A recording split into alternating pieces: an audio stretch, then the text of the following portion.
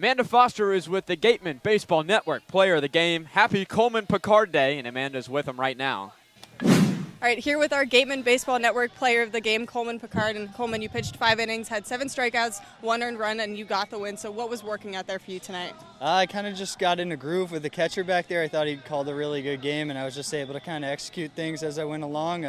Kind of all 4 pitches we were able to work with, and it was just a good game overall. And the offense came out and supported you. Landon Wallace had that 2-run home run. So how much confidence does that give you on the mound coming back out, knowing that you have the guys there behind your back? Right, no, it's awesome. I mean, having them put up, I think it was 4 runs before I got out of that game was super awesome. It helps you really just settle in, attack the strike zone with everything I had, so it was awesome. And we talked before the game, you have family here. What does it mean to have them here for what is your final start with the Gatemen this summer? So much. It's super cool. It's, they do a great job. They come out, I can hear them in the stands, and, they love it as much as I do. They take a lot of pride in everything I'm able to do out here, so I'm really appreciative they were able to come, and I love that they're here.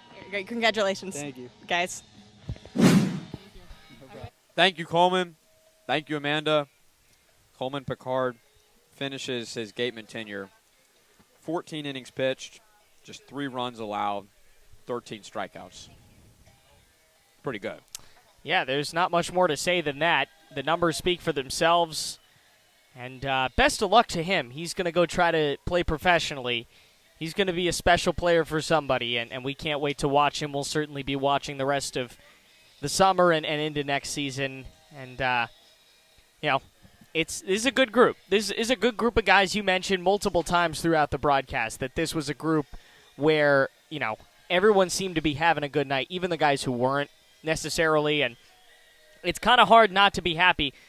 This is now 4 straight games in which they've won points.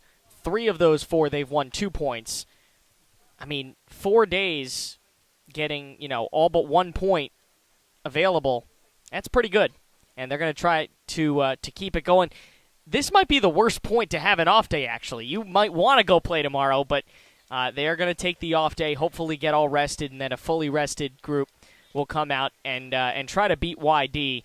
That's got to be a revenge game, right? Yeah. You felt like you had that. You did have it. It's 5-1 in the 9th inning, and things, didn't go your way. Wednesday should be interesting. Wednesday should be a very fun game. And then Harwich, you win on Wednesday, you got 2 very, very good teams right up at the top of the standings going on Thursday in Harwich. That should be even better. And then Katuitt again on Friday. So the schedule doesn't get easier once you're out of the off day. And given that it's 4th of July weekend, we're expecting very long rides. Prepare yourself. Take every moment of the off day to prepare yourself for the next gauntlet of games. Never an easy day in the Cape Cod Baseball League. Wareham tonight picks up the win, though. A strong outing by the pitching staff. Good work by the bats. They're now 7-6-2 on the season at 16 points. They're still going to be 4 points behind Katuitt, who's looking like they're going to hold on tonight. But the offense was spectacular as well. We talked about the second inning.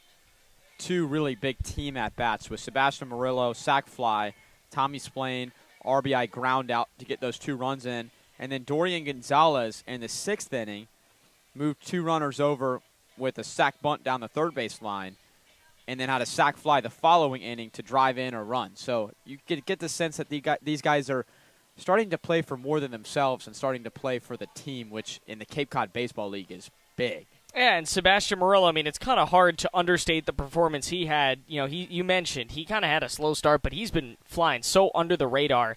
He's been really, really good, and he was at the plate tonight. Continues to be very solid defensively.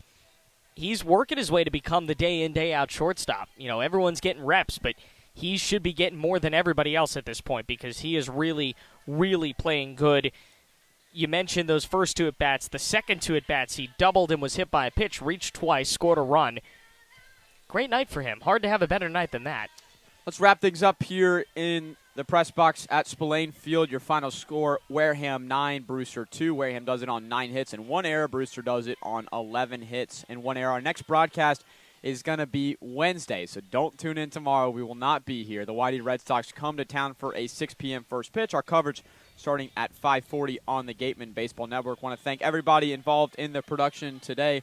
Our producer, Rachel Manning, back there. Our other producer, Brandon Shank, downstairs. Our fine friends at Wareham Community Television. My broadcast partner, Aiden Blanc. Our production assistant, Sebastian Spinelli. There we go.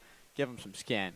We'll see you on Wednesday. We'll talk to you soon, everybody. The Wareham Gatemen come home with another big win tonight, 9-2 over the Brewster Whitecaps. The Gatemen keep rolling. They're over 500 now. We'll talk to you on Wednesday.